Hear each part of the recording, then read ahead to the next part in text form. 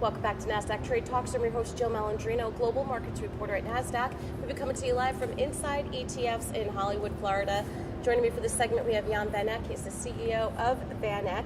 We're going to focus on his 2019 China outlook. Jan, thank you so much for joining us at Inside ETFs. And I have to tell you, China has been a hot topic at the conference this year. Yeah, it's kind of interesting. Well, it's a major issue. What we focused on looking into this year was really only two issues. One is global growth, centered on the China question and trade talks. And secondly, what are central banks doing? So China is key. All right, so now what role is the PBOC? How does that play with policies and perhaps some of the impacts it might have on the local and even global markets? Yeah, so I'm on this sort of a little bit of a mission of myth busting about China, because people talk about trade talks and all this kind of stuff, and to me, the key thing to focus on is what are central banks doing. We've seen this in the United States, right? We've been stimulating since the financial crisis, and markets go one way. In China, their cycles are much shorter and they're choppier. And what led to the fall in the markets last year, to me, was the tightening in China because they were concerned about runaway credit. So the phrase that they called was deleveraging. And I think the markets were really concerned coming into last summer, were they overdoing it? And that's why the equity markets and emerging markets as a whole were hit last year. So it seems as if the global markets are really taking their cues from what's happening in China and the US for the most part. Yeah, I mean, I think that's super important. And so my view is that they reacted last summer and have been doing what I would call drip stimulus, a little tax cuts, a little monetary stimulus, just to keep that China growth on track at 5 to 6%. Well, what about the trade wars? Is there a winner with the US and China?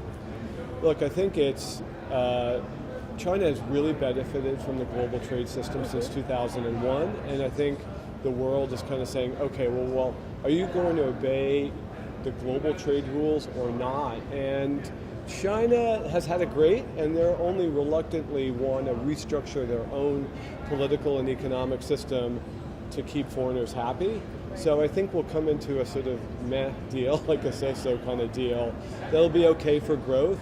In the long term, I think there'll be a level of decoupling, right? Because I think it's just sort of like, you know what? We want more fairness. You're not going to be that fair. We'll put our factory in Singapore.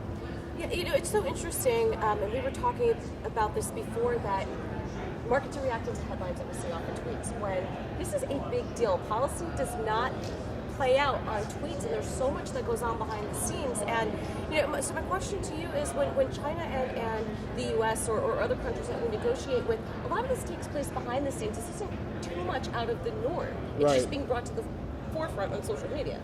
Yeah, and the tariffs, right? I mean, Trump took a step that no other president came close to doing. I mean, normally you'd fall asleep reading 5 pages of the WTO report.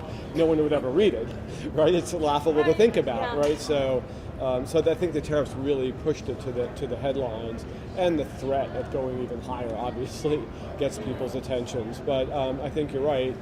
There's obviously a lot of negotiating. The lack of a lot of hearing about a lot of concessions from the China side makes me feel like it's not going to be a big blockbuster deal.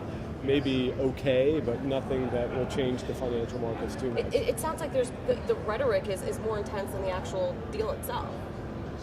Yes, and I think it's very distracting. It's unsettling to financial advisors and their clients. I know they're getting, and people are like, why am I even bothering with emerging markets? And my only point at the end of the story for investors is the Chinese government is stimulating their economy. There's been a slowdown, but they don't want to see a crash. That should be good for emerging market investors at the end of the day. All right, Jan, thank you so much for joining us on Inside ETFs. And thank you for joining me throughout the day. I'm Jill Malandrino, Global Markets Reporter at Nasdaq.